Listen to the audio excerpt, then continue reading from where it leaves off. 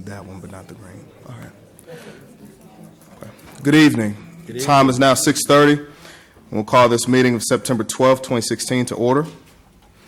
Item 1A calls for a welcome. I've just extended that welcome to you. Item 1B calls for an invocation from Dr. Michael D. Sneed, who's the senior pastor of Loving Fellowship Baptist Church right here in DeSoto, Texas. After which we'll have our pledge from DeSoto High School JROTC. And our district mission statement, which is item 1D, will be read into our hearing by Trustee Aubrey Christopher Hooper. Let's stand for a word of prayer.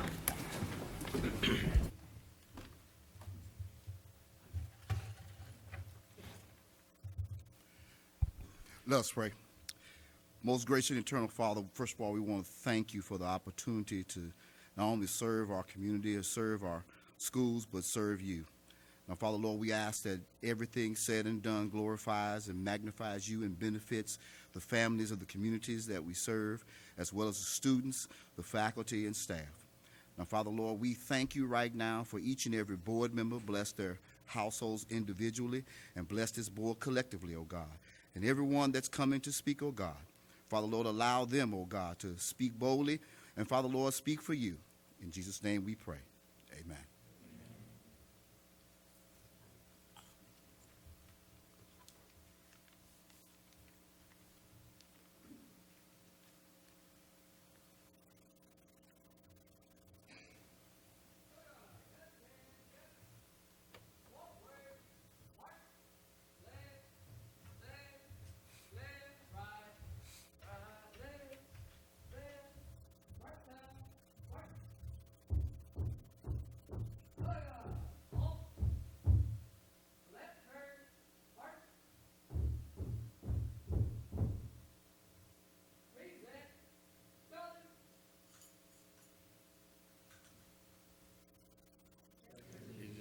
To the flag of the United States of America and to the republic for which it stands, one nation, under God, indivisible, with liberty and justice for all. The Texas flag. I pledge allegiance to thee, Texas, one state, under God, one and indivisible.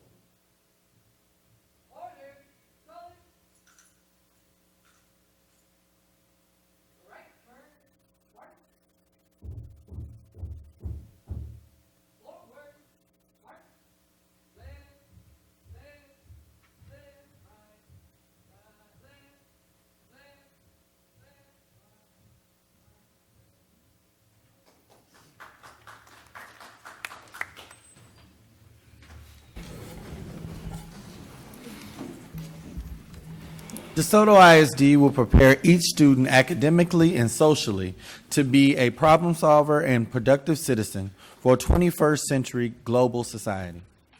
Thank you, Trustee Hooper, for reading the district mission statement. Thank you to our students from DeSoto High School, JROTC, for leading us in the pledges. And thank you to Pastor Dr. Michael Sneed for leading us in our invocation this evening.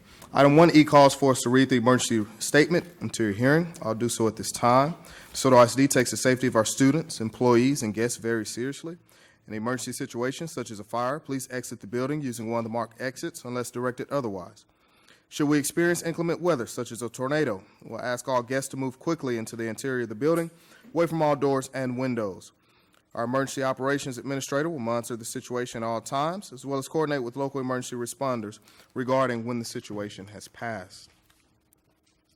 Item 1F calls for us to establish a quorum. We do have a quorum with 7 board members present, which brings us to item 1G, which is our celebrations. Trustee Moncrief.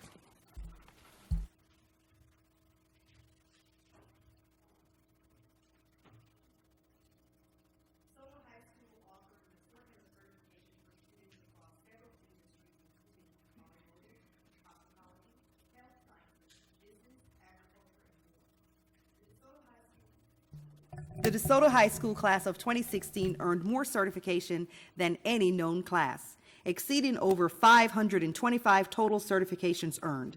They earned almost twice as many as the previous class. Congratulations to all the DeSoto High School students who fulfilled the requirements for the certifications below. In agriculture, we had 25 students fulfill the agriculture OSHA safety certification, as well as the certified veterinarian assistant. In the automotive section, we had 45 students fulfill all data systems certification, OSHA shop safety certification completed by 51 students, Valvoline certification by 51 students. In the area of aviation, OSHA shop safety certification, 30 students. Culinary arts, food handler certification, 46 students. Cosmetology license by 8 students. Health science tech, CPR/AED certification by 86 students. HIPAA certification by 65 students. CNA certification by 31 students. Law enforcement, CPR, AED certification by 70 students. STEM, inventor, 3 students. In the area of business, Microsoft Word certification, 11 students. Microsoft PowerPoint, 1 student. Adobe Certified Associate in Video Communications, 1 student. A++ programming, 1 student. And we are fortunate enough to have a couple of our students here who have earned the certification. Would you please stand and be recognized?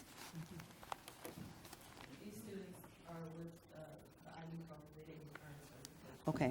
Oh, My man, we were apologies. ready to We were celebrate ready. them and just get excited with thunderous applause.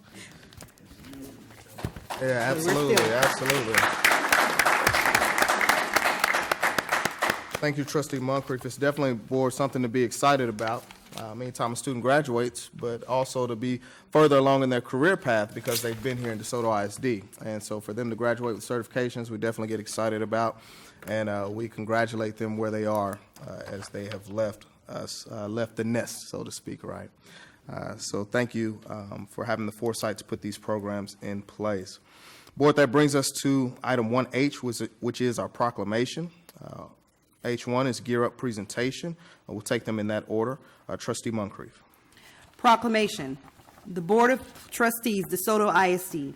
Whereas, the Gaining Early Awareness and Readiness for Undergraduate Programs, Gear Up, is a federally funded grant program designed to increase the number of students who are prepared to enter and succeed in post-secondary education. Whereas, Gear Up provides DeSoto ISD a 7-year partnership to deliver support and resources to students and their families starting in the 6th grade through high school and onward to fulfill their dreams of attaining a post-secondary education.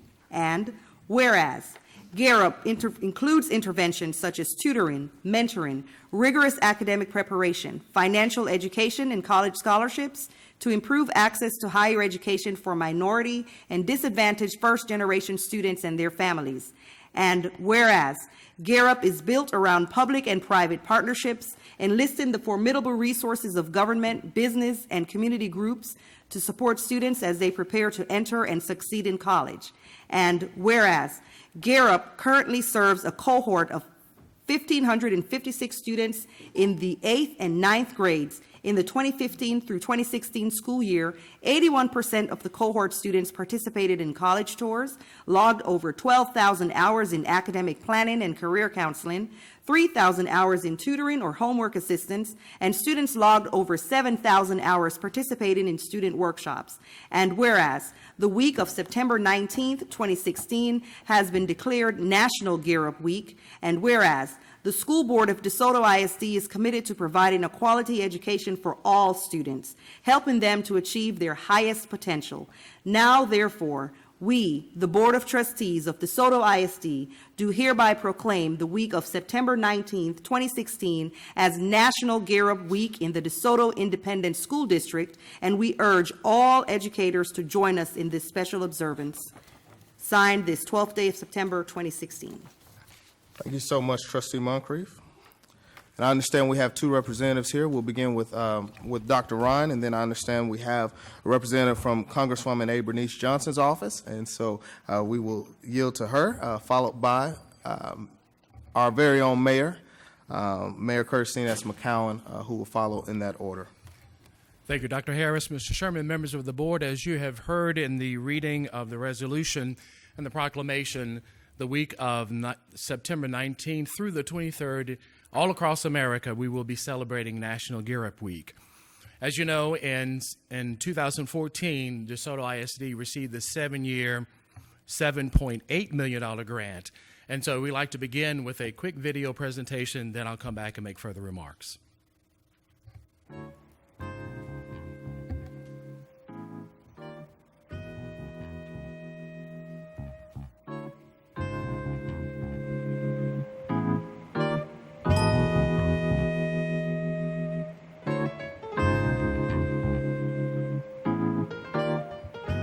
Every student deserves the opportunity to go to college, and Gear Up is in the business of helping every student fulfill that dream.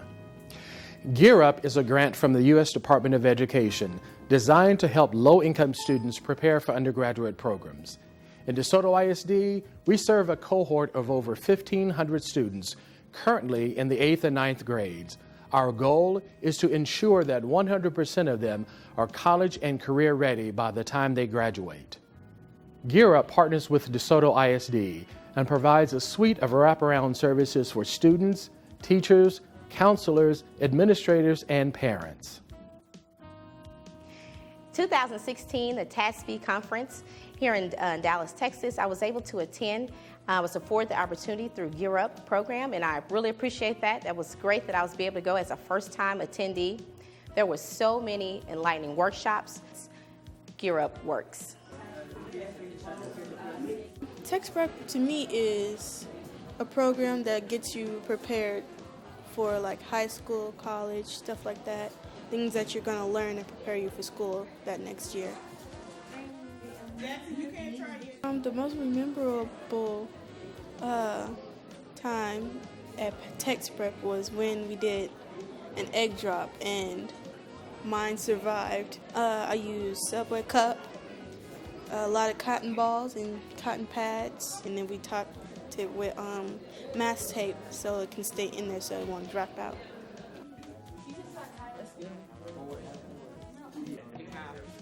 Gear Up works.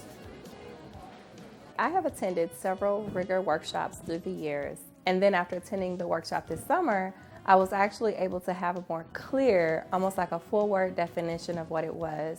I was able to see the way to implement it in lesson plans, and also the way I can help teachers implement rigor in their lesson plans. I can also identify rigor a lot easier when going to classes because I know what rigor looks like for DeSoto and what rigor should look like in a classroom. So I would say that Gear Up works. Texas Instruments is excited to be a partner with the DeSoto ISD Gear Up project. We have worked many years in Gear Up projects throughout the country, so we're excited to bring math and science instructional technology as well as professional development and coaching to teachers in DeSoto ISD. Through our Gear Up partnership, we are developing the next generation of STEM workforce.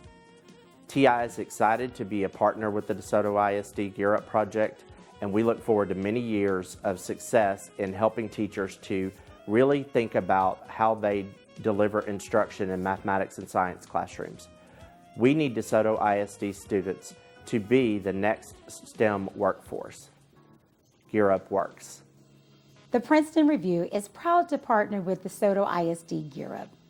Over the past 34 years, the Princeton Review has tutored, guided, and coached millions of students on their path to a new educational career. Through our college readiness programs, we have helped students from all backgrounds succeed and attain their goal of attending college. Through our partnership with Gear Up, we will provide college readiness services, test prep, and transition to college support for students and their families. Our partnership goal is simple.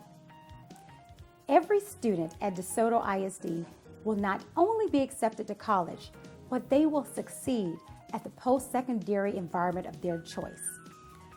Every student deserves the chance to go to college. Gear Up works. Financial literacy is critical for kids in their learning, as well as in the classroom and after high school life. As a parent of a recent high school graduate and a 9th grade student at the high school, I completely feel that financial literacy is critical to their success. I'm excited about Gear Up being a part and partnering with Texas Trust in delivering that financial literacy.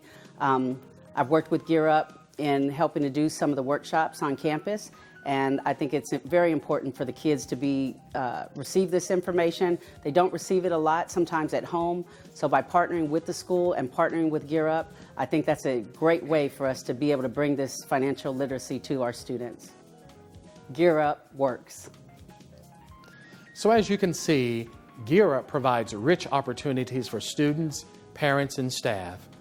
We support a rigorous curriculum, comprehensive mentoring and financial literacy for students, targeted professional development for staff, and multiple opportunities for parents to engage in the work, including our Second Tuesday online parent series. DeSoto and the community will receive a tremendous return on this investment because Gear Up works.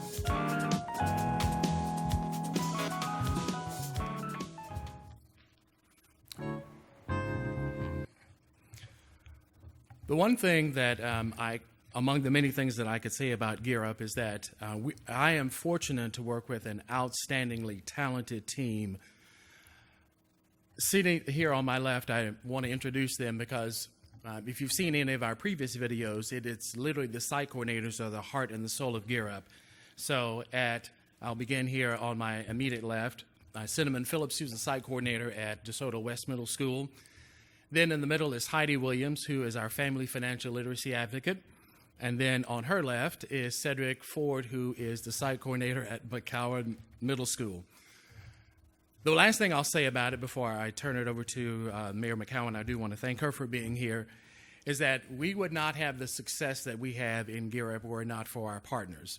The one thing that the video doesn't tell you is that for every dollar that we spend each year, which is $1.2 million, this program is responsible for matching that with private and non-federal dollars. So when we make our annual report, we have to show that we have matched the grant. And it is only through the partnership with our various entities, SureScore, Texas Instruments, the University of Texas, Cedar Valley College, EGT, and the list goes on and on. They are wonderful partners and they are very supportive of our work. And finally, in closing, I want to thank you all for the opportunity to serve. We're doing great things, and yes, Gear Up works.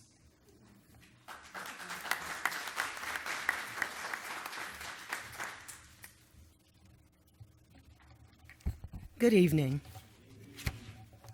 To the Honorable President of the DeSoto ISD Board of Trustees and all of the trustees this evening, it's such a pleasure to see you. Dr. Harris and the administration, ladies and gentlemen. I am honored to represent the City of DeSoto this evening, and I bring you the following proclamation. Whereas the City of DeSoto, Texas, recognizes the Gaining Early Awareness and Readiness for Undergraduate Program, Gear Up, initiative is a federally funded competitive grant program partnered with the DeSoto ISD that has improved educational outcomes for millions of low-income, minority, and disadvantaged students across the United States. And whereas the City of DeSoto, Texas, recognizes Let's Gear Up's mission to engage students, teachers, and parents in a coordinated system of activities to ensure high school graduation, and ultimately college enrollment. And whereas the City of DeSoto recognizes Let's Gear Up's efforts to help build school, family, and community support networks by providing supplementary tutoring, financial education, mentoring, and rigorous academic enrichment programs and college scholarships. And whereas the City of DeSoto, Texas recognizes Let's Gear Up's positive impact on the DeSoto economy and community as a whole by assisting graduates in successfully pursuing their academic goals. And whereas the City of DeSoto, Texas, is committed to providing funding sources to improve the quality of education for all students, helping them to achieve their highest potential. Now, therefore, I, Curtistine S. McCowan, do hereby declare my appreciation to DeSoto ISD and proclaim the week of September 19th through 23rd, 2016 as National Gear Up Week in the City of DeSoto. I urge all citizens, and I say that again, I urge all citizens to join me in recognition of Gear Up's hard work and dedication. In witness thereof, I have set my hand and caused the seal of the City of DeSoto, Texas, to be affixed this 12th day of September 2016. And this is signed by Curtistine S. McCowan, Mayor, and Keisha R. Morris, City Secretary. And it is my pleasure to present this to the President of the Board at this time.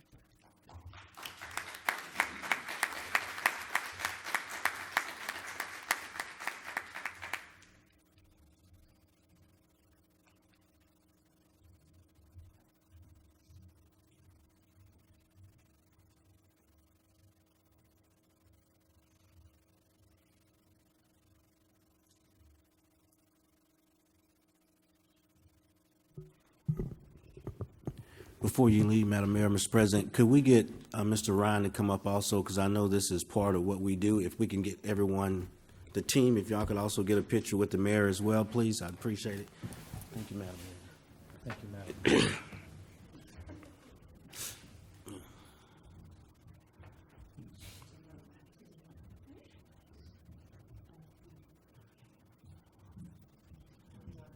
In the middle.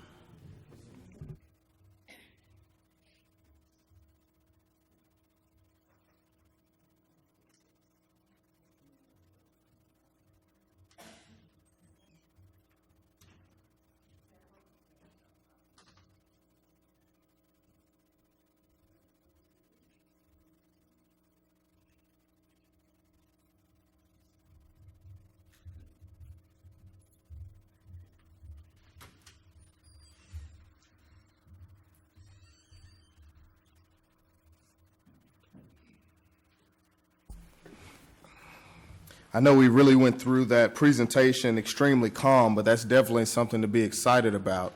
I still remember when we received the award, just getting excited. So I know that sounded redundant, almost like Gear Up works, but we're definitely excited for you all's ability to get things done, and we look forward to seeing the end results with our students and those cohorts as they matriculate through the program. So thank you once again, and thank you for your presence here tonight. Board, that brings us to item 1I, which is our citizens' participation. We do have need for that on tonight, and so at this time I will read the board statement regarding such into your hearing. We have designated a portion of our meeting to hear from members of our community. This is not the forum for complaints. We have procedures for hearing complaints, and those must be exhausted before a matter is brought to the board. This is a posted public meeting of the board and not a meeting of the public. In accordance with the Texas Open Meetings Act, all meetings are open to the public and media. The board may hear some matters in executive session. However, any decision must be performed in an open meeting. In addition, we are not permitted to discuss items not on the agenda. Non-posted items may be considered for a future meeting.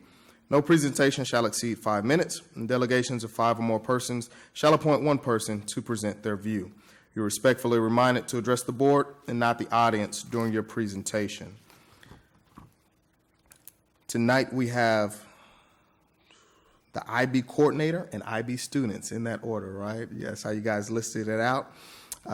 Ms. Jennifer, if you guys don't mind, just step to the podium. We have your address here for the record, and so once you begin speaking, you'll have 5 minutes.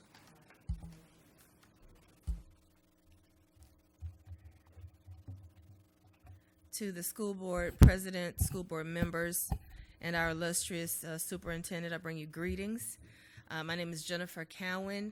I am the IB coordinator for DeSoto ISD. I work with approximately 100 students at DeSoto High School. I work with the entire campus at West Middle School and the entire campus at Cockrell Hill Elementary. Tonight, I have brought with me 2 students from the IB Diploma Program at the high school who would like to share their insights and information about the IB World Student Conference that they were able to attend in July of this year. And I have with me Sarah Ruiz and DeAndrea Kidd from DeSoto High School.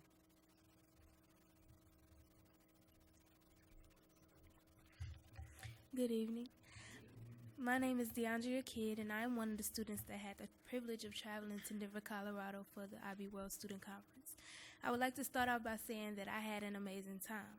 This experience was not only informative, but we had a lot of fun. The main topic of the conference was from farm to fork, and we learned how our food came from our farms to our homes, how the processes and the things that it had to go through for us to get our food. We also had speakers come and speak to us, and they talked to us about their affiliations with food production and how they contributed to the agricultural businesses. And another main topic of ours were food waste, and we learned that 42% of the total world of the whole entire world's food supply is wasted. And one of our main objectives were to come up with innovative ways that we could contribute to reducing that amount of food waste. It's a pleasure to be here tonight. My name is Sarah Reese, and I'm also one of the students that got to go on this trip to Denver, Colorado. I would like to take a moment to sit here and thank everyone for allowing us to have this great experience and expose us to new environments and new ways of learning.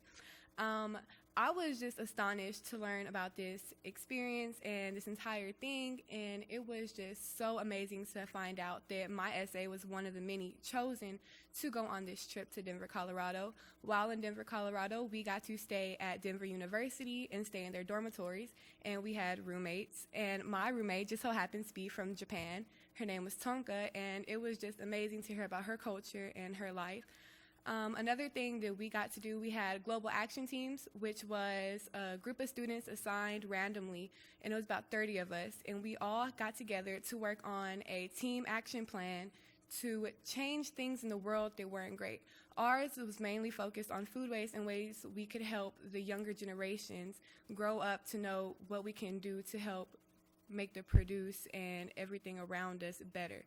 And a lot of things we got to do other than beyond learning about everything. I got to meet people from Puerto Rico, and I made friends from Cairo, Egypt, and it was just so amazing. It was such a great experience. And beyond all of this, I would just love to say thank you again. It was such a great experience.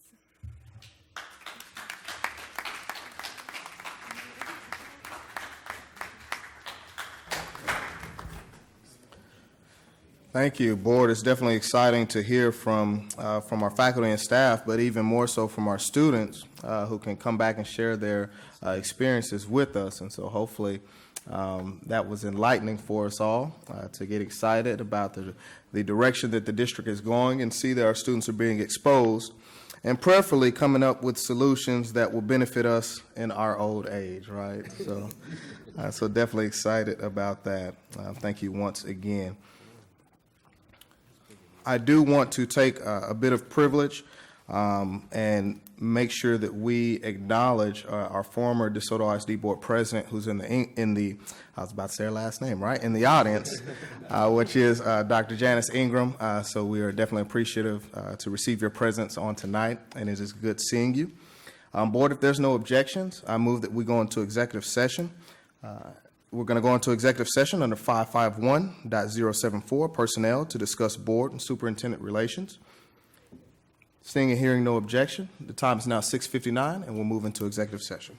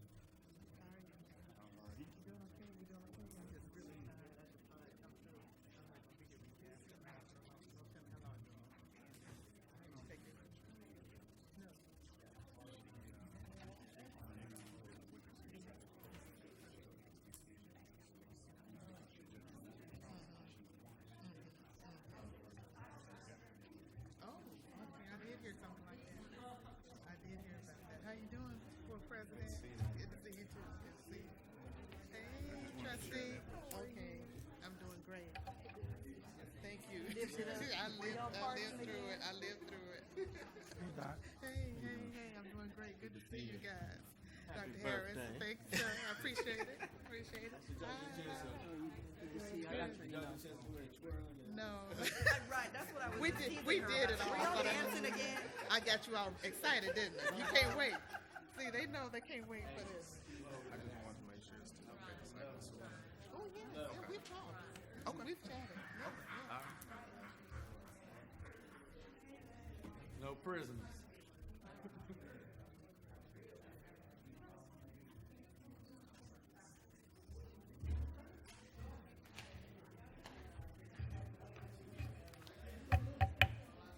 That's why we want to say hi to you now before you come disinfect time for you. Yeah. It's a cup. All right. Okay. But you're doing good. She used to be the board president.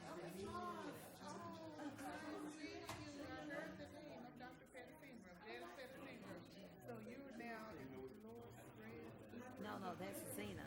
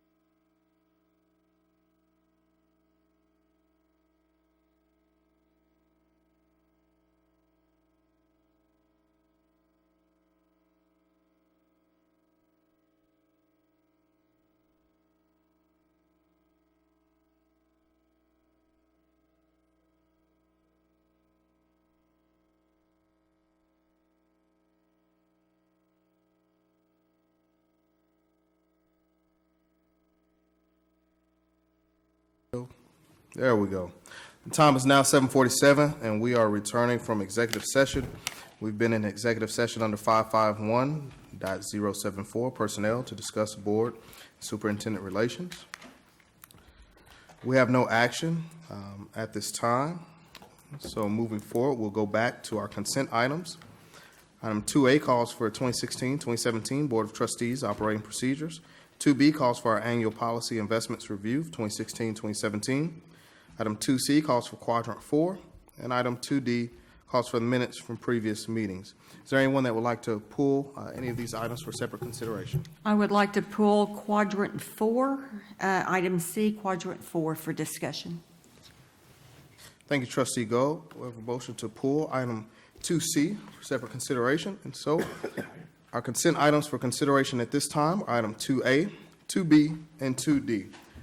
I'll entertain a motion if there be any from the board at this time. Mr. President, I move that we adopt the amended consent items. Second. We have a motion by Trustee Hooper, second by Trustee Hall. Call the question. All those in favor, please indicate by saying aye. Aye. Opposed, same sign. That motion carries 7-0. It brings us to item 2C, which is quadrant 4. It's a topic of discussion by Trustee Hall. By Trustee Gold. However, we'll entertain a motion if there be any at this time, and then open up for discussion and questions. Move to approve. Second. We have a motion to approve is presented by Trustee Gant, a second by Trustee Hooper. We'll begin questions with Trustee Gold.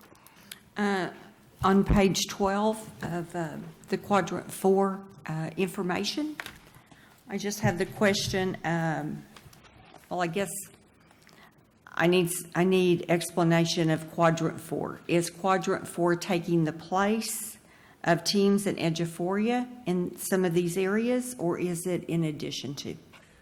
It actually is in addition to that. It works collectively with eduphoria, because eduphoria is more of a more on the academic side. Quadrant 4 is more on predictability of outcomes based upon student information. It gives us information as far as like heat map of where students are coming from. It's one of those things that gives us a lot better ability to predict the outcome of certain things when it deals with our student data. Did that help you out any? So, for example, we can track better and pull faster. Yes, say attendance and discipline. Let me just say this. So 2 years ago, we started talking about getting a program. We thought TA was going to do a dashboard for us, and I think Mr. Sherman, I remember us having that conversation, and we waited and we waited and we waited because we didn't want to, at that time, spend the money for a dashboard. And so we've been waiting for at least 2 years, I think it's been. And so they've never come through with it. And so basically we've been kind of, quite honestly, working short hands when it comes to predicting outcomes. And so now, we just can't wait any longer. I mean, we need to be able to track students who are on track to graduate very quickly, pull that information and use it. It shouldn't be that we wait and say, oh, we got 90% graduation rate. No, this system will allow us and alert us every time students get behind as far as if they're not getting all their credits, and we know right away that this is a group of students that we need to be talking to about getting them back on track for graduation. There's some other things that go along with it, but a lot of that is what we're looking for. Because you know where my next question is going to be, I know you do, is making sure it says administration dashboard reports provide specific data and metrics about the following critical information areas: attendance, discipline, state assessments, local assessments, etc. That list. Is this administration or this whoever's going to do this going to fall on the teachers? Who's going to manage this? Because I know when we got I know that people say, all you have to do is look it up in Eduphoria. I go to Eduphoria and I've looked and looked and looked in the past 6 years for information in Eduphoria, and then to find out that that information really wasn't in Eduphoria. It really, the information I would needed that I was looking up wasn't ever in Eduphoria, so I spent half a day looking for it, and it wasn't retrievable out of that. And so we're going to have this information. Who's going to manage this? How many people is it going to take in the district to input this data, to manage this data? I mean, it's automatically going to be pulled out of Teams, automatically going to be pulled out of Eduphoria. It's not going to be any extra personnel, any extra people that have to be employed to manage this. It's just all a computer system that talks to each other. That is correct. All the algorithms and things like that is required to pull that data. Quite honestly, I think teachers will probably, especially administrators, will probably like it a lot more because it all pulls it, and it's almost looking at your dashboard. You know exactly how much gas is in your car. You just look at the dashboard, the needle says this is what it is. And so it's that quick. It's that kind of very user-friendly as well. And also has the ability to compare how you're performing with other districts as well. So it gives a lot of comparison. Very good. It's more administrative, but I think teachers will really enjoy it. Yeah, Ms. Gold, I think you'll be pleasantly surprised. We went through several companies in finding something that was going to be user-friendly for teachers. And one of the things that sticks out the most as it relates to what the teachers can use this data for is that it pulls we have students who could be classified in 4 or 5 different areas. And so you could be twice exceptional, gifted and special ed, as well as in the CAPE program, as well as considered an at-risk student. It will identify that particular child and then drill down to the SEs that child is struggling with. And so it is there. It doesn't require you to have to pull from all these different areas. Like Eduphoria, typically the data is there, but it just requires some work to get to it. I believe that Quadrant 4 is going to be very user-friendly for teachers and give them information at their fingertips that they can utilize to plan lessons as well. So all a teacher would have to do is put in the student's ID number, and it would pull up everything about that child. You can click on if you want specifics. For example, you want to know what if they took a particular test and you want to know what actual SEs they were struggling on, you can click on that. And so, yes, you can customize a report for what you want, but everything is right there in front of you, and you just need to click and tell it exactly what you want to see at a glance. All right, thank you, Trustee Gold. Trustee Hooper, I see your light on, and then Trustee Hall. Yes, thank you. Quick question. Is the training and all of that included in the cost? Or is Quadrant 4 going to be the individuals responsible for implementing the training of the teachers and whoever are going to be the users? Or is this a program that's supported through like Region 10 or something like that, that teachers can go and on their own, schedule training with Region 10 or whatever to get, to become experts in it? Because I remember the phase-in of Eduphoria, which I think, is extremely useful, but, depending on a teacher's comfortability with technology, they can struggle with these types of programs. And I just want to make sure that the training support in terms of implementation is there, and to see is that included in this purchase price? Development is listed here.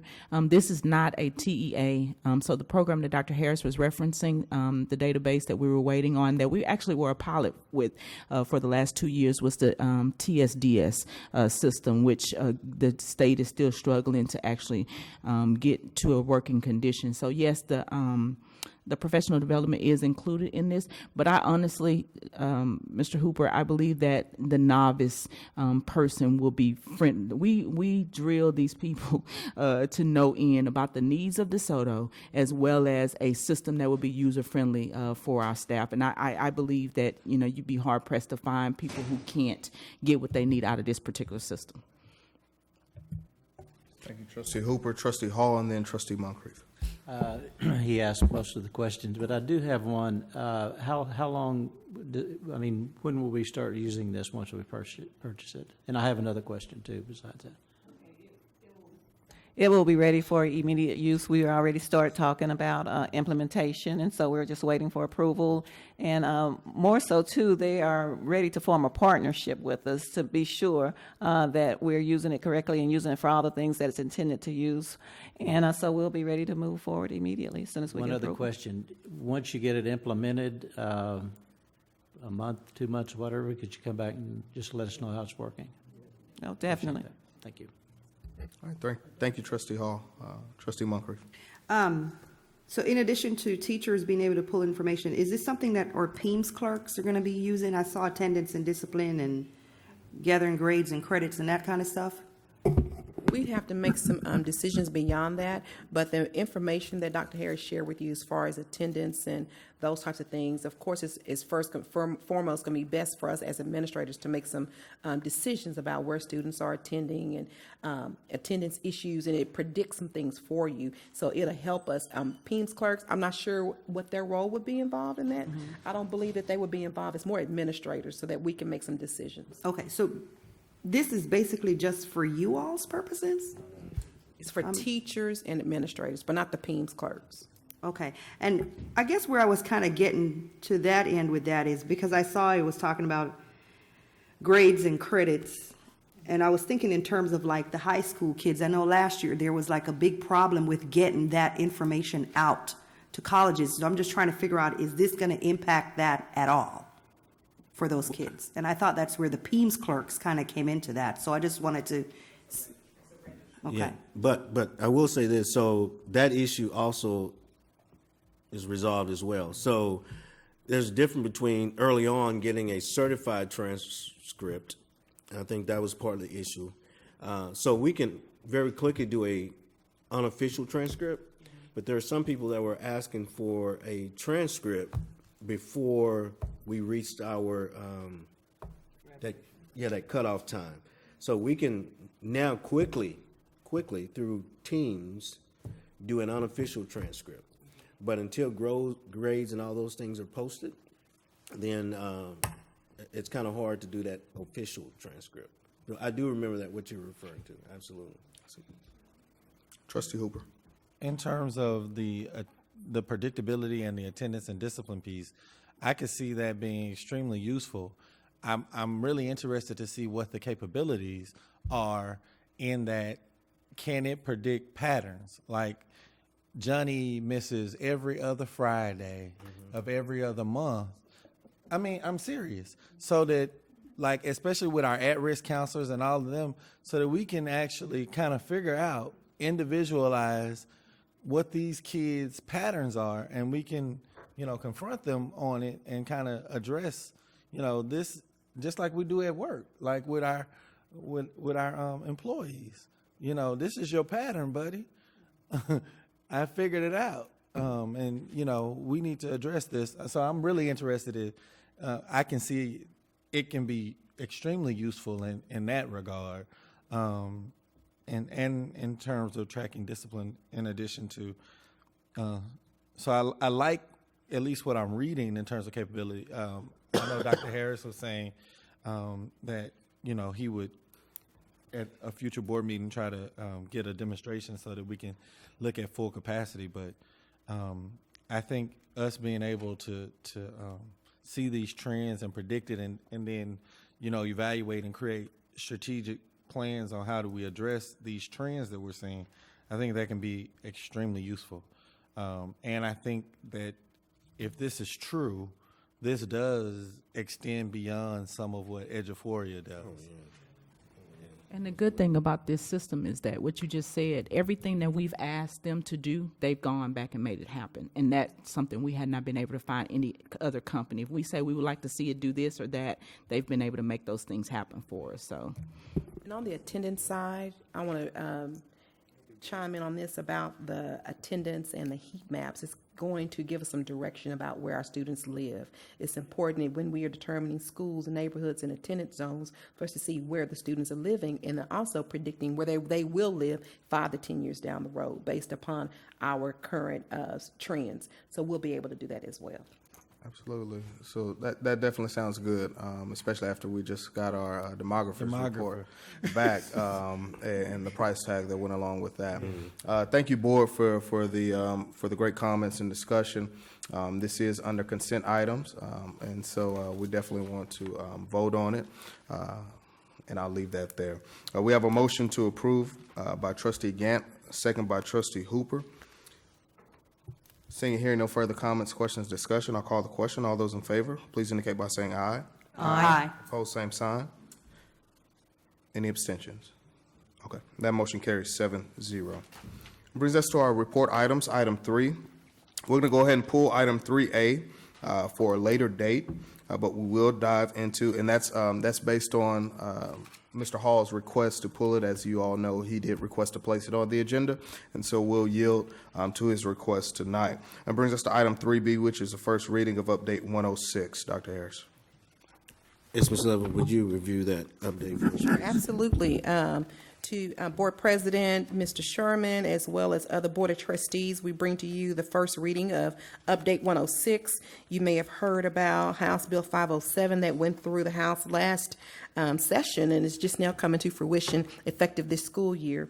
And it's about providing video and audio monitoring in self-contained special ed classrooms upon request. And so we are required to put procedures in place. And so we have a recommendation in your hands. And if you have any questions or concerns, we can adjust based upon your comments if needed. Thank you, Ms. Levels. Board, this is a first read. We've definitely had a few days to look over it, review it. We'll entertain questions if there be any at this time, but naturally it's a first read, and so there may not be any. However, I do encourage everyone to reach out to the superintendent and Ms. Levels to gain any clarification that we might need, so that we'll come back for a second reading. We have a concise representation of what we want to put into policy. Seeing and hearing no one, that brings us to, thank you, Ms. Levels, thank you, Dr. Harris. That brings us to item 3C, which is employments, resignations. It's a standard report, but I'll yield to Dr. Harris. Yes, sir, Mr. President, Board, this is a standard report. I know it looks a little lengthy, but, we have to make sure that we get everyone on before the board. So some of these are kind of overlapped as far as, they're already in our schools working already, but we are required to bring everything to you so you get a chance to see it. So it looks a little delayed in its state that it's in now, but just want to make sure the board had a copy of those employees. Thank you, Dr. Harris. And I think we understand that our last board meeting was at the end of August, and now we are here 2 weeks into September. And so obviously the expectation is that we would have hired these folks and they would be in the classrooms or their respective discipline. This is a standard report. We'll yield to any questions if there be any. Trustee Gold. I think I might know the answer, but I noticed that we hired 4 math interventionists, and they are assigned to the ISC. No, they're not. No, they're assigned to a campus. That's what I thought, but it says ISC on here, so okay. I just making sure that those are the math specialists that are going to be at the campuses that have the most need. That's correct. For math intervention. There's math and there's one reading. One reading. I noticed that. Okay, that was my. Okay, thank you. Thank you, Trustee Gold. Any further comments, questions, discussion? Seeing and hearing none, that brings us to our action items. Item 4A is the recommendation to authorize superintendent to hire to reduce class size. Sounds good to hear. Dr. Harris. Yes, Mr. President. As always, we try to stay within the guidelines of the district as far as what our student-teacher ratio is. Every now and then, we get to a point where we have to supersede that 22 to 1 or 35 to 1. Of course, I know you guys also ask that we keep class size low. But just as a reminder, keeping class size low does come with a cost. Okay, and it comes with a really nice cost. So I would just like the board and have it on record that if to keep our class size low, that we're authorized to hire additional teachers. Thank you, Dr. Harris. Board, you've heard the recommendation of the superintendent. I'll entertain a motion if there be any at this time.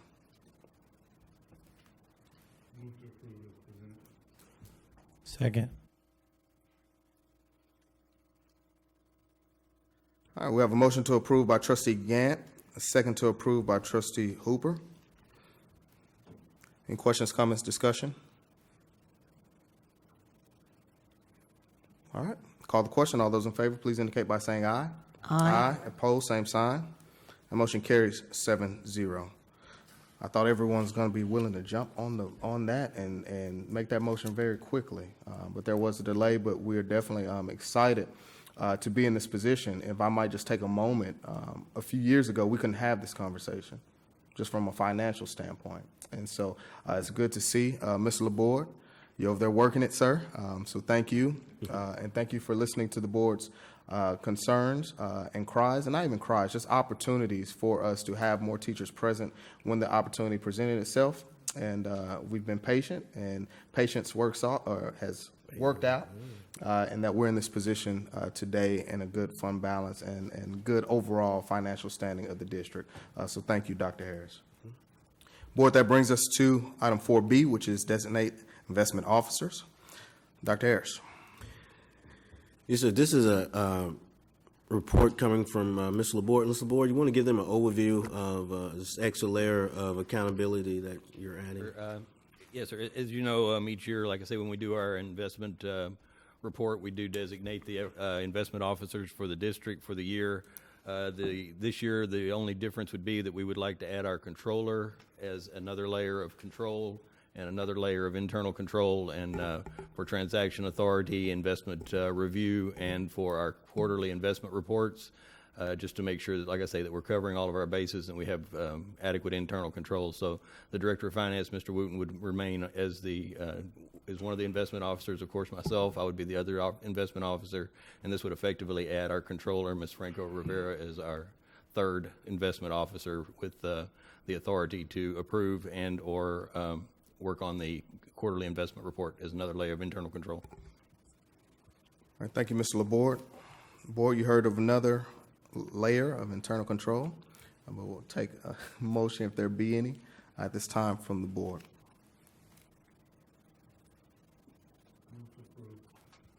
Second. We have a motion to approve a recommendation by Trustee Gant, second by Trustee Hall. Questions, comments, discussion?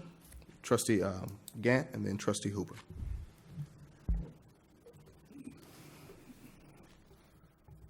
Mr. Board, I just want to make sure I understand,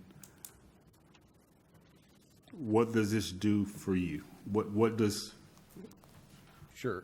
Well, the first thing it does is it provides us a level of safety to have that other level of approval that each transaction withdrawal must go through.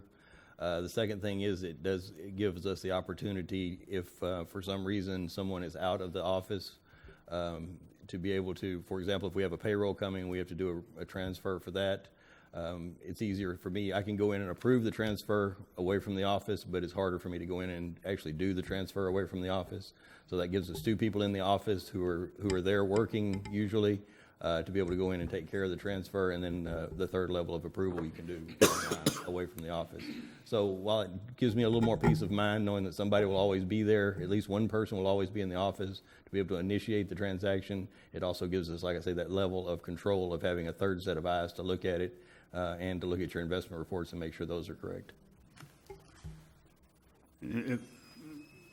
If I'm understanding this right, please don't misunderstand what I'm about to say. I just feel a little leery giving a whole bunch of people the right to the checkbook. Now, and it's not that I don't trust any one of the three of you, but the less, it just keeps accountability in perspective. So I hope you understand what I'm saying. Right. But what I'm saying is that no one person can do a transaction. It will require 3 people to do the transaction right. as opposed to Okay. 2 people to do the transaction. And that's why I say, if I understand this right, so I Right. want to No- make sure I'm no understanding. No single person can initiate and approve a transaction. Okay. Okay. Thank you very much. Thank you, Trustee Gant. Trustee Hooper? You introduced something new to me. You're asking for us to add a controller to, as a officer, as an investment officer. When did we get a controller? Was that a new position that was never posted?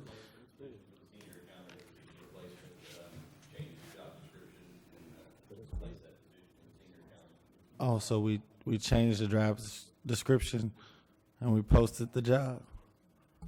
Okay. Thank you. Please, and just for the record, please clarify. This person has been hired, they're already working in the district in a capacity, and now you're adding them to this, this portion of the financial duties and responsibilities of your office.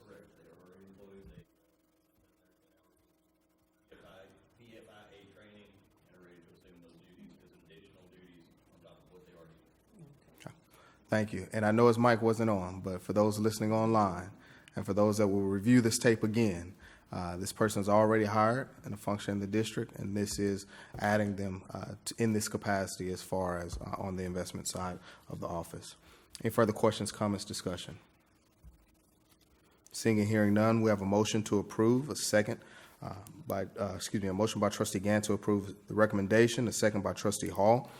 Call the question. All those in favor, please indicate by saying aye. Aye. Opposed, same sign. Nay. That motion carries 6-1. That brings us to item 4C, which is our VoIP services. Dr. Harris. Yes, Mr. President, Board, I'm going to yield to Dr. Lemonnier. She's been working on this project for some time now, and I think we finally got the ball moving a little bit. So, Dr. Lemonnier. Yes, President Sherman and Board, we are excited. This is 3 years in the making. As I stated in the background, of course, the first thing that we had to do to get ready was to get our infrastructure in place. And so we are expecting to have great service savings in going with this voice over IP or internet protocol services. We're asking today that the board approve for the first phase, which is, you're going to see that the actual quote is a little bit different from what I actually wrote because our district contribution is $333,000. But what we're starting with is 3 areas, and that is ISC, Plant Services, and Amber Terrace, and that is going to cost us I need my glasses on. $20,700, but I'm asking today that the board, so that we don't have to keep coming back each time we get ready to go to the next phase, that the board approve the action that our district's portion is $333,052.74 for the Category 2, as well as our AT&T cost of $4,000. I'm sorry, the district's portion of $4,388.23. We did get notification this last week that our E-rate funding is on the way, and so we will begin to use those funds as soon as we get them deposited, right, Mr. Laborde? All right, thank you, Dr. Lemonnier. Board, you've heard the recommendation of administration. I entertain a motion if there be any at this time. Move to approve.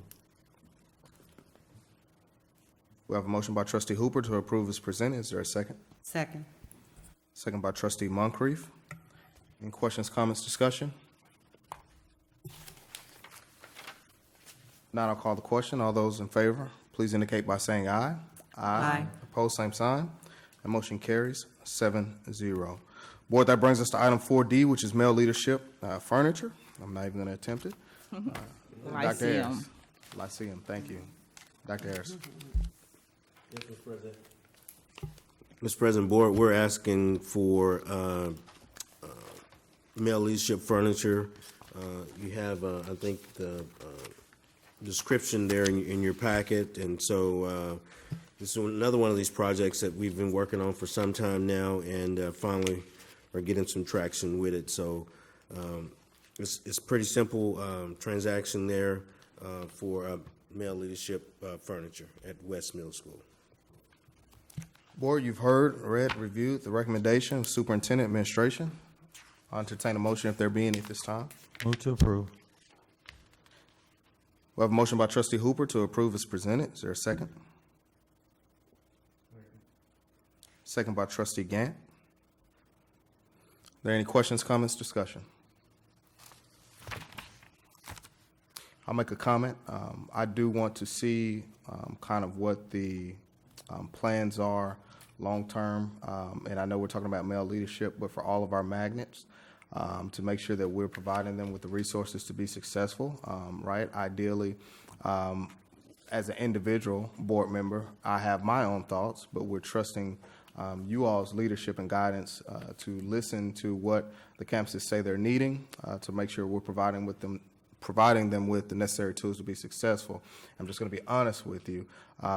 Furniture, as I visit the campuses, doesn't seem like it's that high on a priority list. And as I visit this one in particular, I know that there are chairs there in the place of it, but just functionality and reading the background information, in my estimation, there are other needs that might be of greater priority at this time.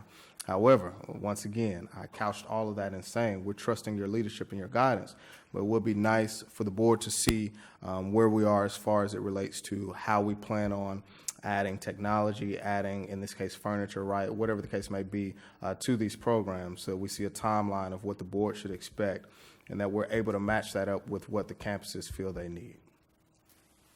All right. Mm-hmm. So having said that, I see no further questions, comments, or discussion from the board. We have a motion to approve by Trustee Hooper, a second by Trustee Gant. Call the question. All those in favor, please indicate by saying aye.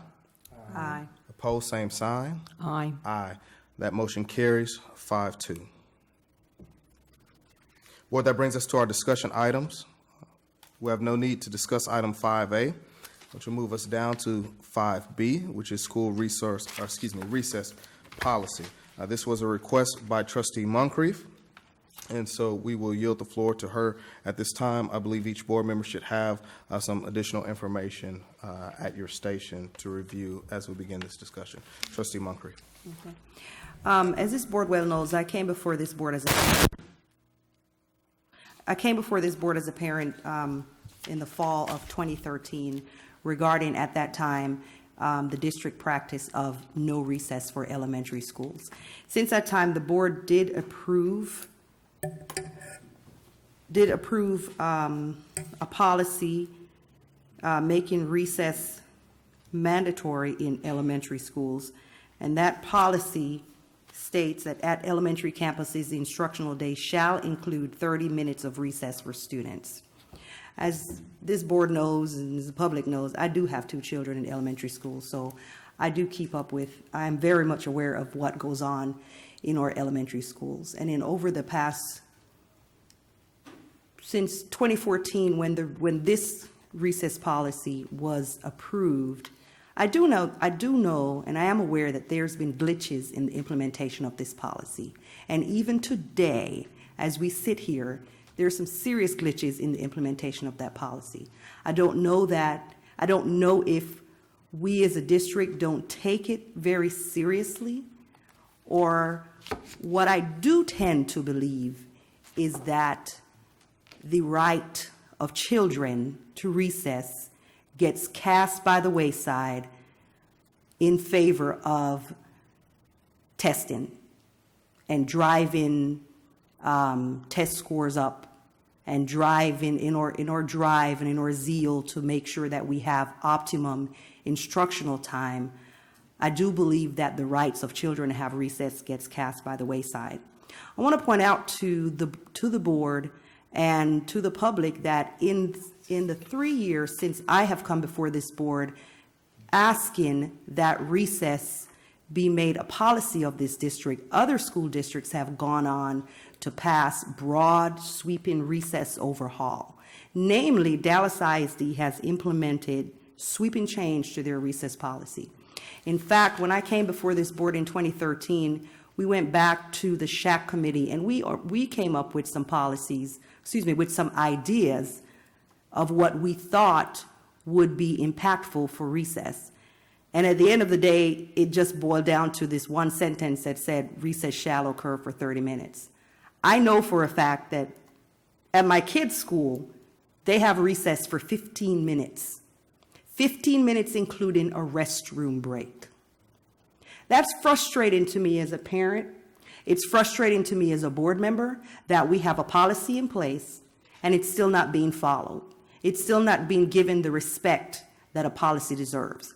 In fact, the policy was even further misconstrued when the language went up to TASB and TASB added extra language onto it, putting it back into the discretion of the principal, to the point that when I inquired as to why an elementary school was only offering 15 minutes of recess, I was forwarded the erroneous policy showing that the principal gets the discretion.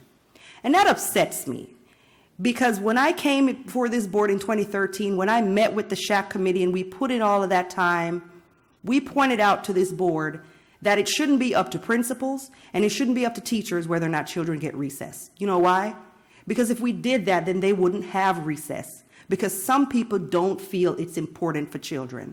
And back in 2013, I also pointed out the policy, pointed out the flaws in the no recess practice, because it winds up in a disparate impact against African American minority children.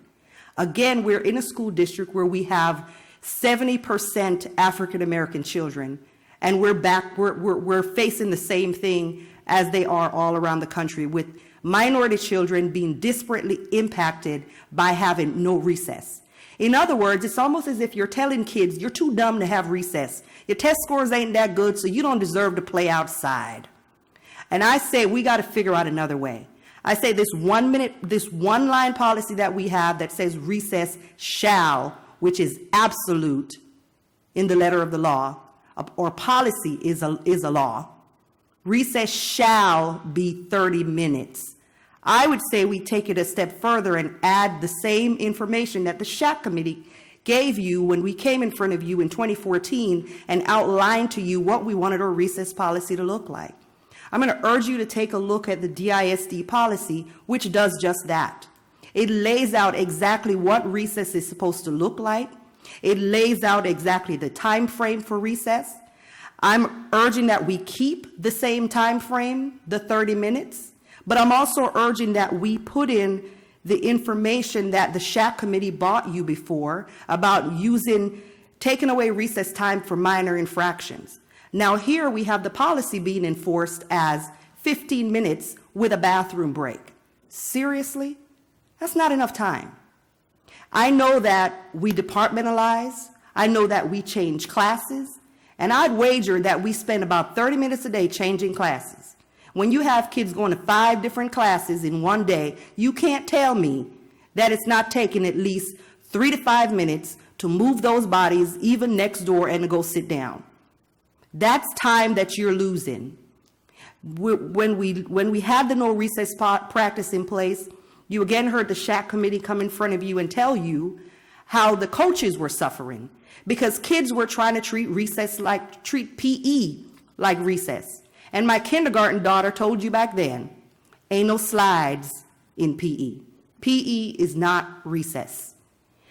I think that, again, I just get so frustrated about this because it just bothers me that we think we somehow are translating or test scores that we're dissatisfied with or performance of students that we're dissatisfied with into you don't get to have recess because we need to take that time back from you. There's a famous book back in the Victorian times that still rings true, Charles Dickens' Hard Times, when they took away all of the fun out of kids' lives. All they had was work, work, work, work, work. And there was no play. It didn't result in anything. And I challenge you like I did back in 2013. Go back out there if you want to go back to it and dig up the same old research. It's the same thing. All those schools that won all of these awards, these blue ribbon schools, they got recess. And, it's almost like, does recess for children not matter anymore? And it's just frustrating that 3 years later, we're right back at the same thing. We've got a policy in place, and we've still got people ignoring that policy. And we've still got people thinking, essentially, that kids aren't bright enough to have recess. Your test scores don't look that great, so you don't get to have recess. And like it or not, that's the disparate impact of how you apply that practice. When you take away the amount of time that a child has, even adults get a break at work. But kids, elementary kids, they're still kids. You've bought in speakers. I know we like to send people down to Ron Clark for his training. He talks about that. He talks about the value and importance of recess for elementary school kids. So again, I'm just concerned that why, 3 years later, we have a policy. It's not being implemented or enforced. We're leaving it up to principals, and we're leaving it up to teachers. So I suggest that we take it a step further, look at the DISD policy, and review how we can make this policy even better, and how we can make sure that this policy is being implemented, that our principals understand it's not up to them about whether or not recess shall occur. The policy right now says recess shall occur for 30 minutes. And if it's a policy, then it's an expectation of the board that recess shall occur for 30 minutes. The DISD language talks about, I believe at the time that they just didn't have any recess at all. So they wanted to implement 20 minutes beginning and then look to 30 minutes going forward the following school year. We don't even have to go down that road. We've got 30 minutes. We just need to make it plain to principals that recess is a policy, and the expectation is that kids ought to have 30 minutes of recess. Thank you, Trustee Moncrief. And Dr. Harris, no one on this board is going to be able to match the passion that you just heard from Trustee Moncrief as it relates to this subject matter. I do want to say, in full disclosure to the board, when the board voted to approve that policy, administration did send off the policy to TASB. TASB did not update our board book with the policy that we voted to approve. We have documentation of that email going forth from us with the policy that we approved as a board, but TASB, for whatever reason, I guess they were ETS before ETS, they took that information and did not update board book the way it should have been updated. And so as a result, anyone that went out to look at our policy would not see the policy that this board approved. Consequently, we had principals who set their class schedules based on the policy which was uploaded to board book. Unfortunately, however, as Trustee Moncrief has so eloquently explained, unfortunately, the policy that was uploaded did not mirror the sentiments of this board.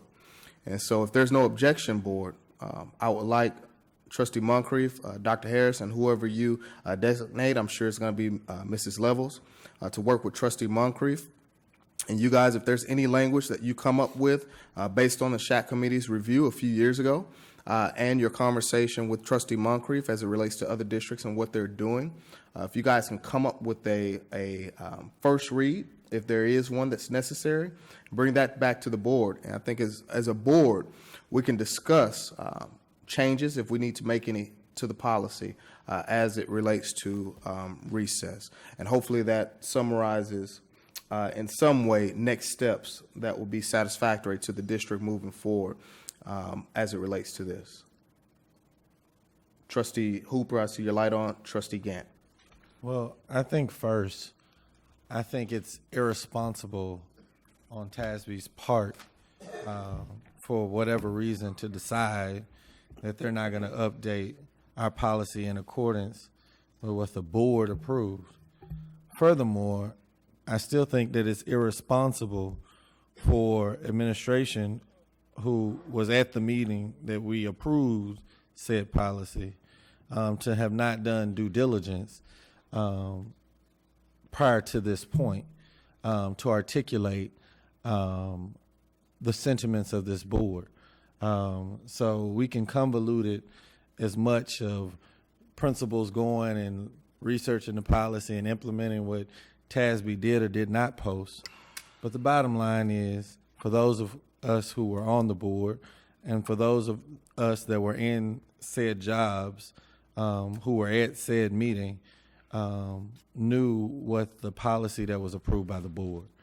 And so if this board says that the policy is such that recess shall be 30 minutes, then my understanding, and I'm not the smartest person in the world, is that recess shall be 30 minutes. Not that recess shall be if such and such principal decides that recess should be.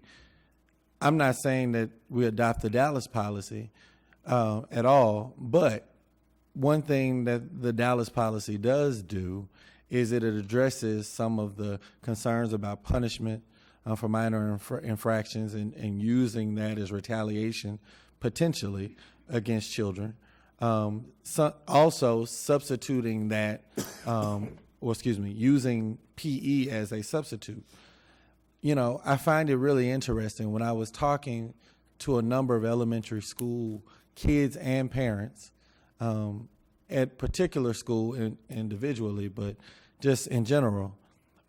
And they talked about how exciting their day was. And they talked about, how great, the first week was. But from every kid,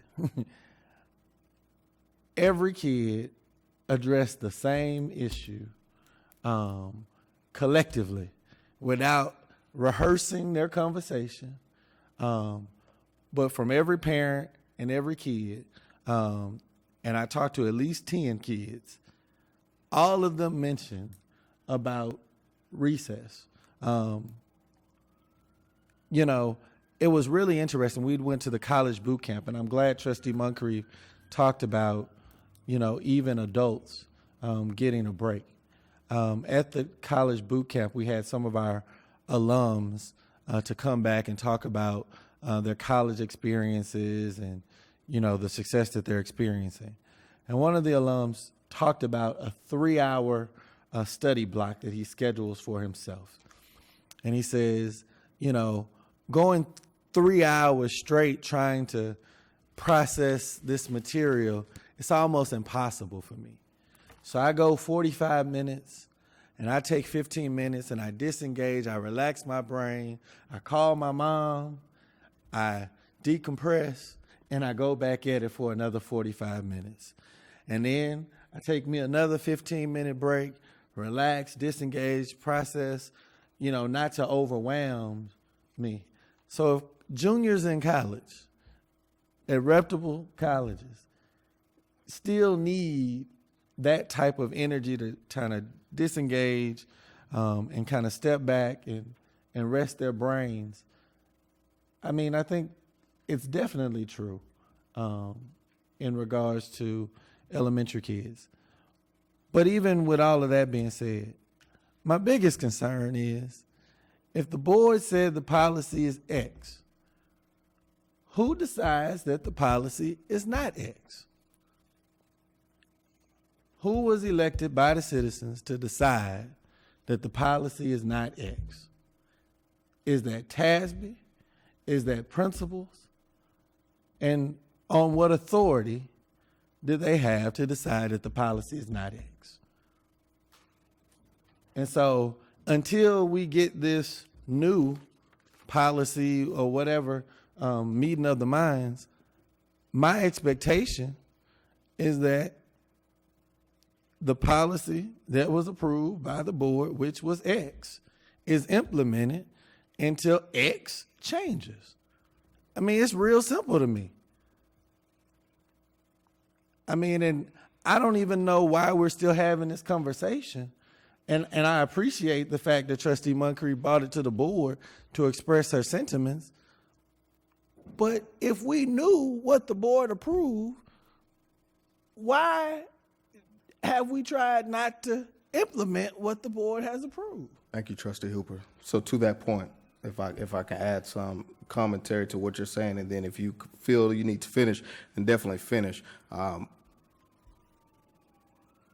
We're talking about an isolated incident. Correct me if I'm wrong. This is one campus. This is a new principal. So let's not go into details. But the point of the matter is, our last board meeting was August 22nd. First day of school was August 22nd. This is our next upcoming board meeting.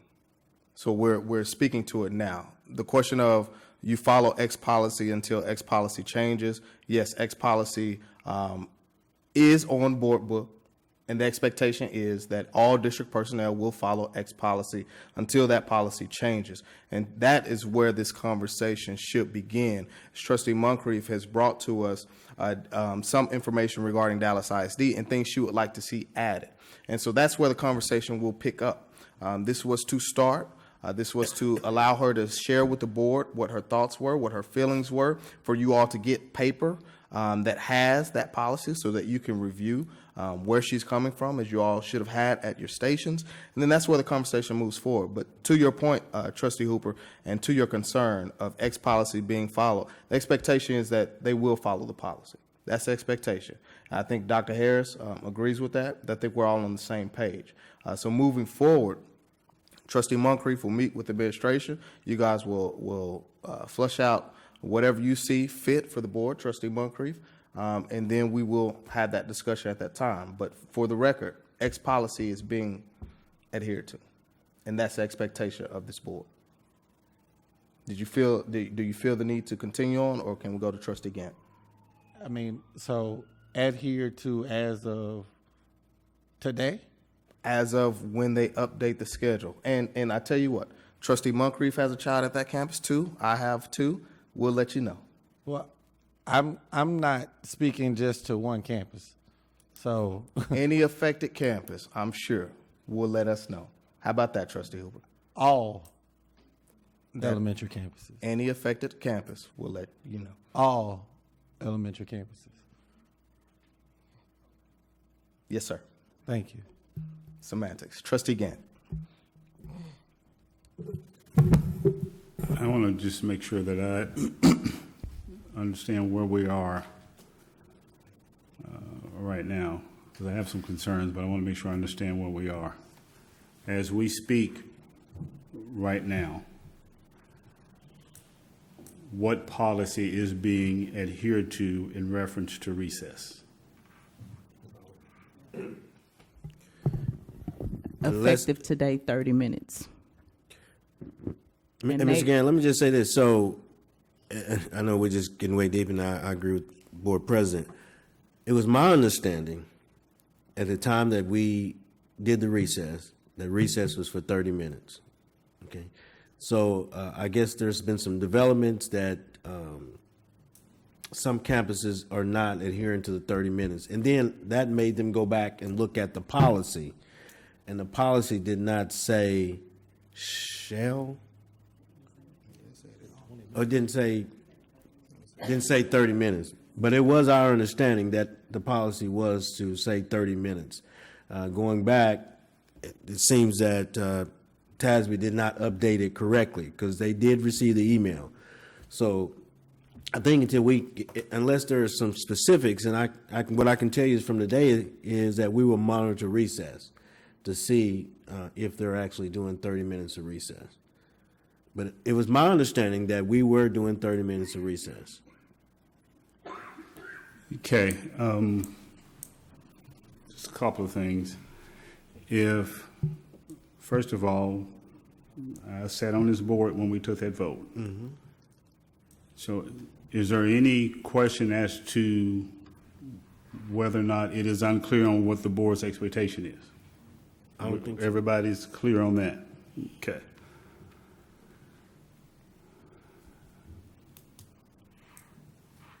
With TASB, I would seek to get a letter of apology that can be read publicly. TASB is a service that we pay for. I would like to see a letter of apology acknowledging that they screwed up. Something that we can bring to this community, letting them know that we researched it It was administration's intention that board's policy is followed. For whatever reason, that fell down from the communication with TASB. Because I am thinking, and I won't go too far down that road, but I'm thinking just like Mr. Hooper. Why would this board's expectations not be followed? That's why I ask for clarification to make sure that I understand where we are now. So it is my understanding that there is no way that this administration would totally defy a board's directive. Obviously, there was some mishaps down the line that happened and shouldn't have happened. Things happen. I think they call it life. It happens. But I would like, as a director for TASB, and if I've got to go in and talk to Jim myself and tell him to write the letter, I want a letter coming from TASB to this district expressing what happened, their apologies, and that what they're going to do to ensure that that does not happen again. Because we employ their services. And if we're paying for their services, they need to service us in a proper manner. So let me know if you need my assistance on that, or let me know if I just need to handle it myself. But that needs to happen. But in regards to, I have a concern for principals making that decision, because we have principals who don't even think PTA is important. So I definitely don't want that in their hands. We are put here to make policy, and it is clear to us when we step out of line and go beyond beyond policy, that administration lets us know your policy states. So let's make sure that we do everything. I feel comfortable that you guys are. I appreciate your hard work and your effort in correcting this. It makes me feel good to hear that you say 30 minutes effective today because you found out and you fixed it. And that's extremely important to me.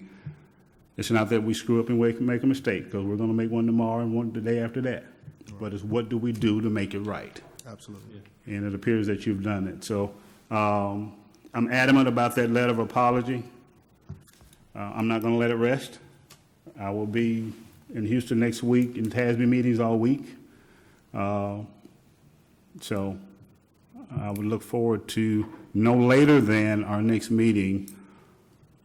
As a matter of fact, Mr. President, if we can put on that agenda just a report on what the status is, because I don't want this to fall off. I don't want someone sitting here, okay, well, maybe he's going to forget. He's getting old. I want a report that says, it may sound like something minor, but, I mean, we write a check and we pay TASB every year. And I sit here and I hear that, and I am extremely embarrassed. This board has elected me, has appointed me to serve as a director, and I have to sit here with egg on my face because they didn't do their job. And you don't know how many meetings we sit in over and over and over, and they want to know what services are the school districts that are members of, particularly the 4 to 6 directors, what services are your district using? Yeah. And we're using it, and they didn't follow through and do what they were supposed to do. So, again, we're all human, we all make mistakes, but I want to know what are they going to do to make it right for us. So, Yes, sir. Thank you. Absolutely. Yes, sir. I think we've heard everyone's sentiments, and we are on it. Dr. Harris, you all meet with Trustee Moncrief, and let's make sure we contact TASB about that forthcoming apology.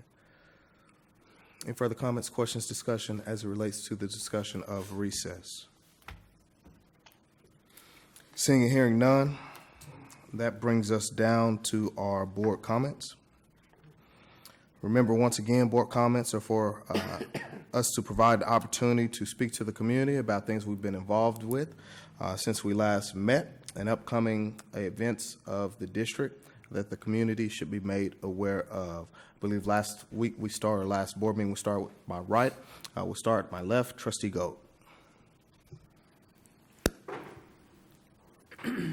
Since the last time we met on August 22nd, I think I've been in every school in the district, and I would like to report that everything at all the campuses was wonderful. I was met with all of the correct policies and procedures about signing in and et cetera, and everybody was very, very cordial and nice. And we even ate lunch. Miss Daniel and I have checked out the cafeteria services. We'll discuss that at another meeting, but anyway, seems to be that the district is running, off and running. Very good. Check on recess. You know, Too soon. we did get a report. We did get a report at lunch from a group of were they second graders? Third graders. Third grade boys about recess. We did get a report about it, but unofficial report from third graders. So no, nothing we can speak. Thank you, Trustee Gold. Trustee Daniel. Okay, I went to the football game, of course, but not the one in Midland, unfortunately. I went to the Meadows and to Northside, and it was at Northside that we ate lunch with the third graders. And they were very cute, and everybody was very interesting. And we will have to talk about lunch at another time, but it was fun.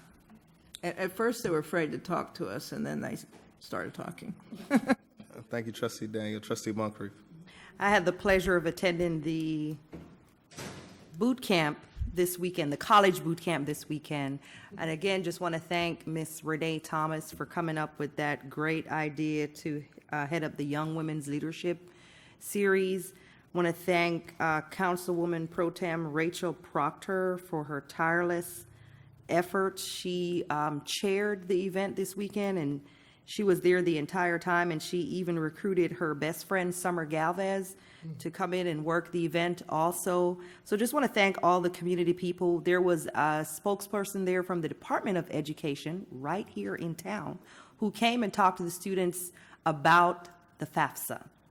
And the FAFSA, in case you don't know, you can start signing up immediately October 1st instead of waiting until January 1st. So that was really good information for students to hear. It was a great turnout, and it was a great program overall. Thank you, Trustee Moncrief. Trustee Gant.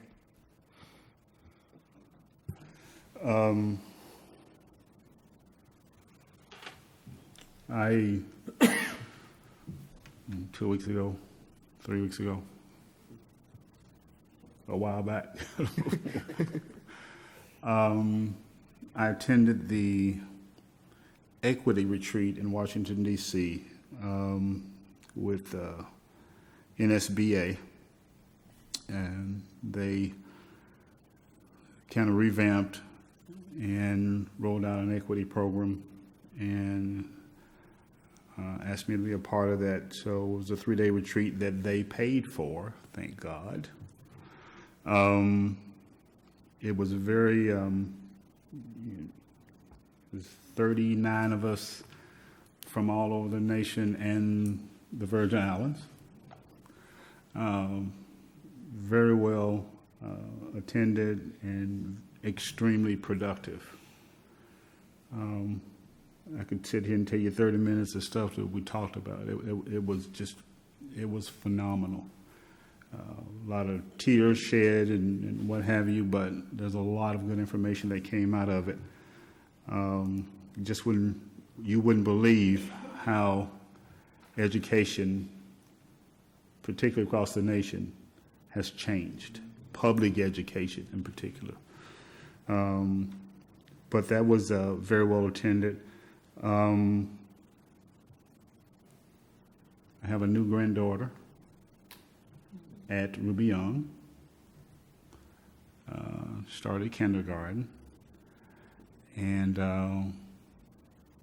I was looking at our webpage one day last week. I went to look for something, and I saw her picture on the webpage. And I don't think it had anything to do with me because my wife went to have breakfast with her last week because it was Grandparents' Week. And they're like, "That's your granddaughter?" They didn't realize it was her granddaughter, so it had nothing to do with me, which makes it all that much more better. But Kendall Gant, my son Brian, known to Miss Daniel as Arthur, his daughter, he was living in New Jersey, he's moved back, and now she's going to school. So, as you can tell, Papa's real happy. She's adorable. She's a sweetheart. And my wife and I went on vacation a few weeks back, and I'm not going to bore you with all of my vacation, but the most interesting thing about it, the Lord has blessed us with the opportunity to go to Aruba for 10 days, and the most interesting thing is we met about 4 couples, and out of the 8 of them, 5 of them were retired teachers. And so we spent half, if not more, of our vacation hanging out with retired teachers all day long. So, but it was the most, and I'll say it again, it was the most enjoyable vacation I've ever had in my life. To be away where there's no telephone and to be with people that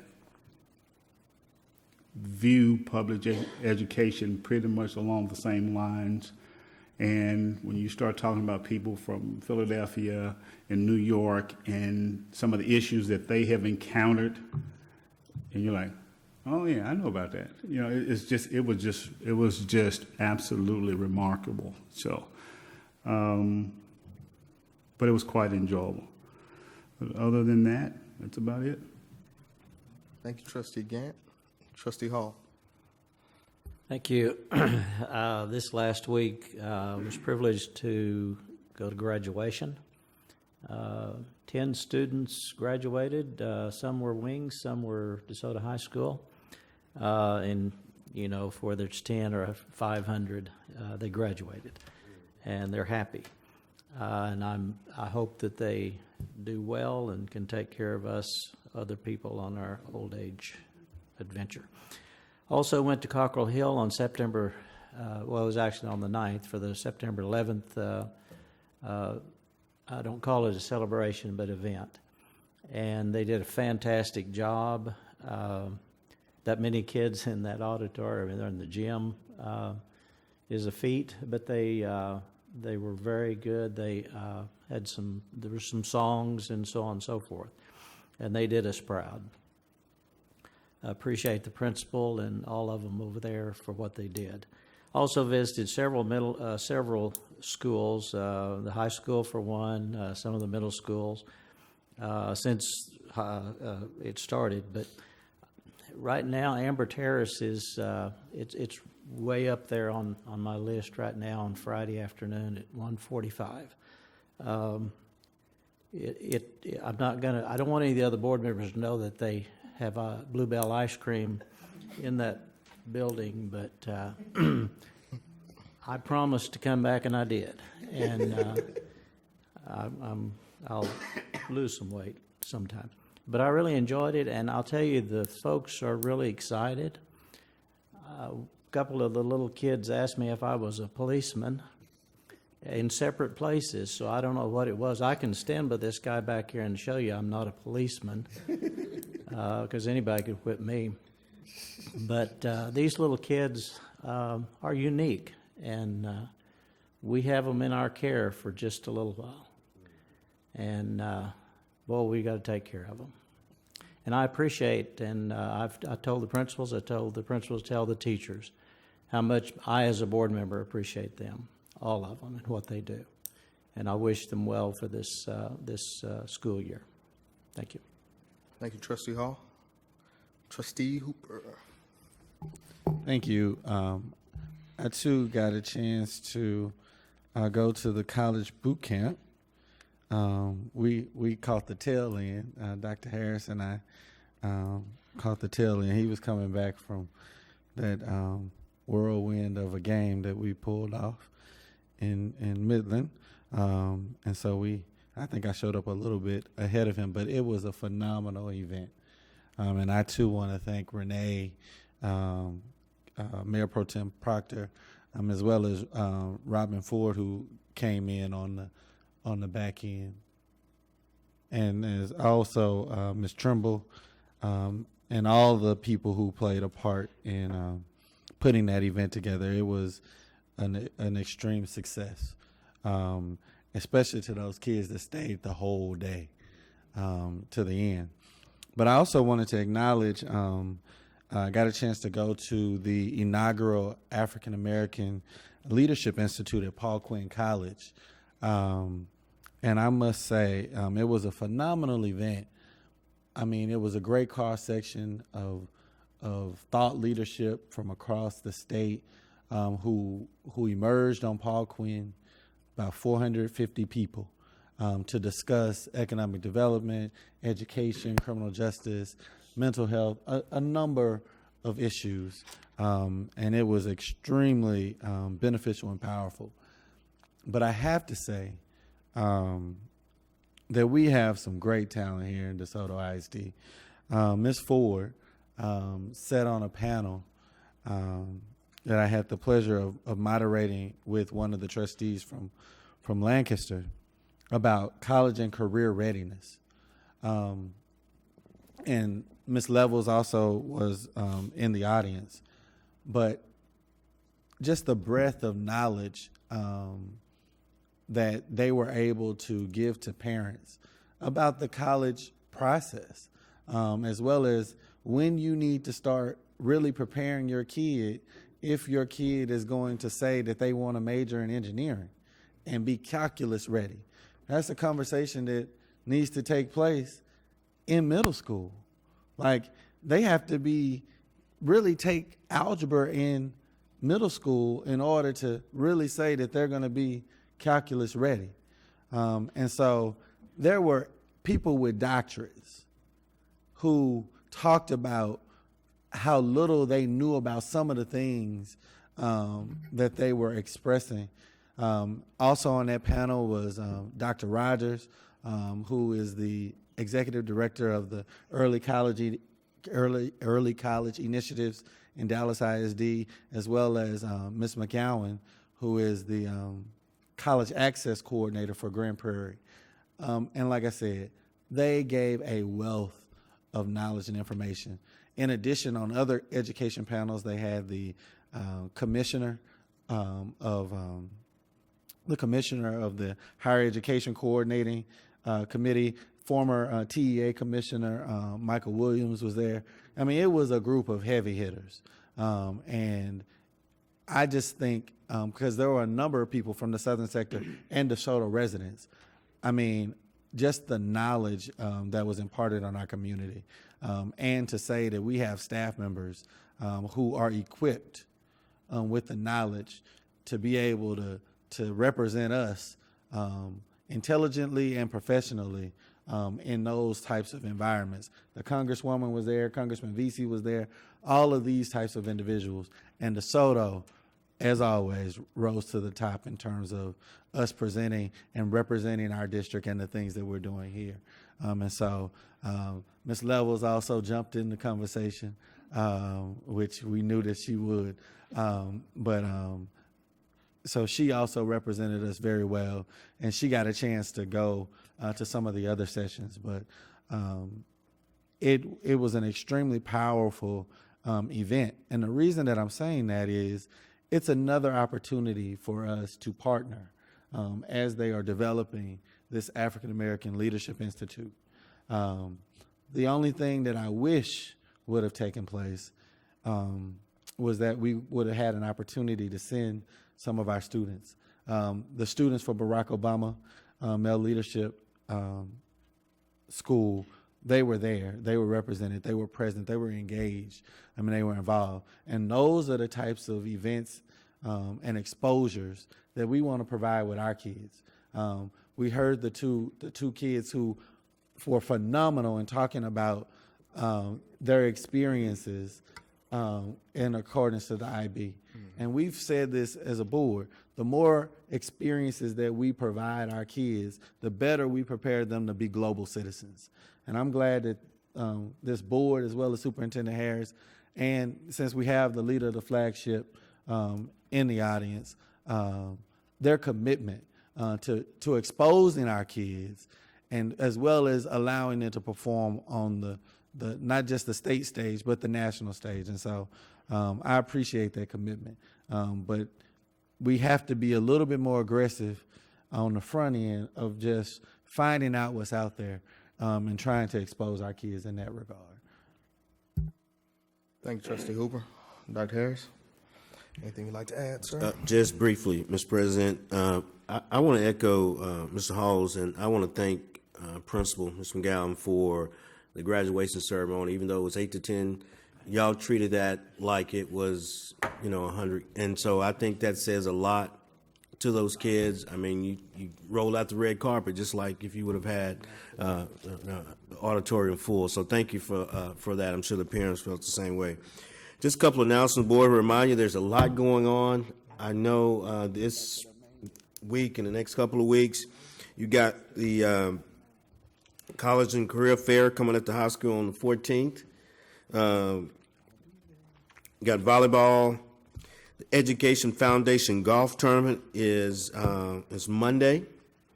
Then we finish up the week and we come in for the DeSoto High School Cedar Hill football game. Let me remind you, I was just telling the board president, I've been here now for 4 years, and I've only been to one cross-country meet. I've committed myself that I'm going to go to another cross-country meet this year, because I have not. So I think all of our sports and activity deserves our presence at some point. So I'll make a point to show up for one of those events. And so we're full speed ahead. There's a lot of things going on in the district. As always, we'll try and keep you abreast as many things as possible. And anytime you have any questions, any concern, please give me a call, email, text, or however way you like to get in touch with me. Thanks, Mr. President. Thank you, Dr. Harris. And thank you both Trustee Hooper and Dr. Harris for acknowledging our principal, our instructional leader at the flagship. If you have not had an opportunity to step foot on the campus at the high school this year, I've done it a few times, and every time I walk in, it's a new day, it's a new year, and you can feel it. You can feel it just by walking in the office, and that's a testament to her leadership skill and ability. It is very welcome. So once again, if you haven't had the opportunity to visit the high school, please put that on your list of things to do, and I assure you won't regret it. And lastly, before we call this meeting adjourned, before we meet the next time, we may have some exciting news out of Houston, Texas at the convention down there. As our Dr. Harris is a finalist for Superintendent of the Year as board, as you know. This is the final round. This is the round of 5. And I'm just excited that we have one of the finalists this year for Superintendent of the Year. And I don't believe DeSoto's ever been able to say we're home to a Superintendent of the Year. And so, and I see some head nods no. And if there was, I think we have to go past all of our lifetimes to find the person, because we know it hasn't happened in recent history. And so we are excited just about the possibility. And Dr. Harris, if you win, and the only thing that could add the icing to that cake, right, is us to have the Superintendent of the Year. And then that night, go over to Cedar Hill and handle business. And that will be a great day here in DeSoto ISD. But once again, not to make light of the accomplishment, Dr. Harris, of being recognized as a top 5 finalist. Congratulations once again. I know that this board can be difficult to work with sometimes, as we demand a lot of you, but you've never run away from committing yourself to making sure that the board's wishes are fulfilled. So thank you for that. I saw Trustee Gant's hand, and we'll yield the floor to him. I will say that Mr. Fraley was nominated. The board did nominate him. With all the qualities and everything that Mr. Fraley had to offer, he did not make it to the finals in Region 10. So you have already set some set some broad walls to try to reach. But as I told you when I was talking to you earlier, we're done. It's in God's hands now. You go in and knock out that interview, and the rest of it is up to him. All right. He's got a final interview. All right. So like we tell the students, right? Get plenty of rest. Eat a And nice don't change breakfast. nothing. What you've been doing got you this far, so don't change nothing. All right. And so with that, thank you, Trustee Gant. With that, the time is now 9:07, and we'll call this meeting adjourned.